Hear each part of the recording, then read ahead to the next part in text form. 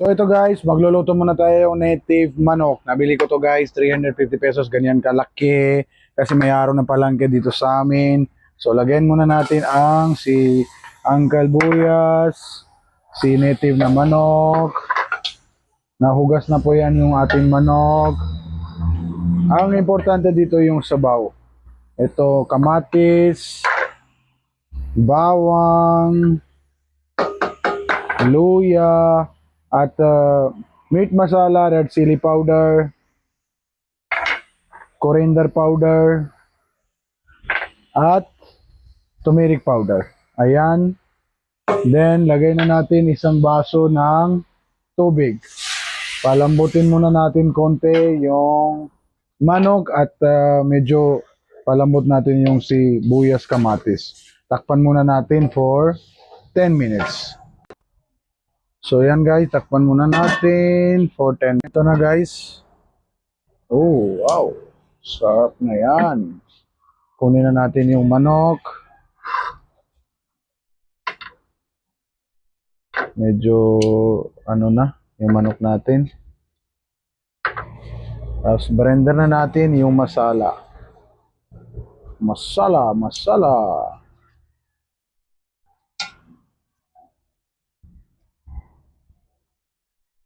So kunin na natin, palamigin muna natin guys. To medyo mainit pa bago mag-blender natin. Ang amin sibuyas, Uncle Buyas. Ay, may puso pala. May puso pala yung manok.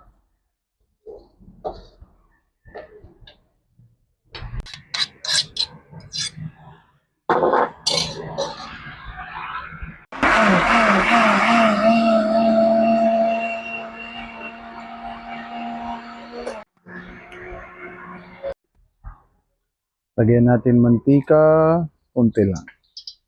Huwag na marami.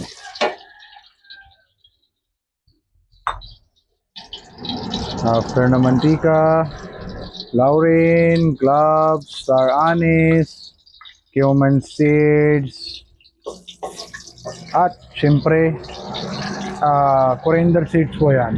May bawang, dry bawang, cardamom, mix po yan. Mix po dry ingredients. Luto muna natin for 1 minute only. Magba-brown lang. Ayan na guys, lagay na natin ang yung ginawa natin kanina masala. Ano natin apoy. Ngayon, luto na natin yung masala natin. So, luto natin yan guys, yung manok natin ulit. Gisa muna natin. Wow. This is native manok guys. Not 45 days. So, luto muna natin ulit for 5 to 10 minutes para magsabawan na natin yan. Okay? Asin. Lagay na natin si Boss Asin. Tapos, wala na. Pwede tayo lalagay ng yogurt kung gusto niyo guys.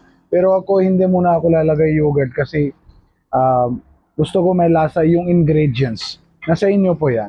Yung iba lalagay naman yogurt pero ako hindi muna po.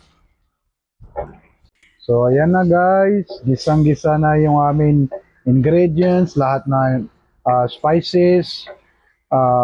Masarap din to kapag naano lang yung sausaw lang sa kanin. Pero sabawan natin kasi magluluto pa tayo yung chicken natin kasi native manok po yan.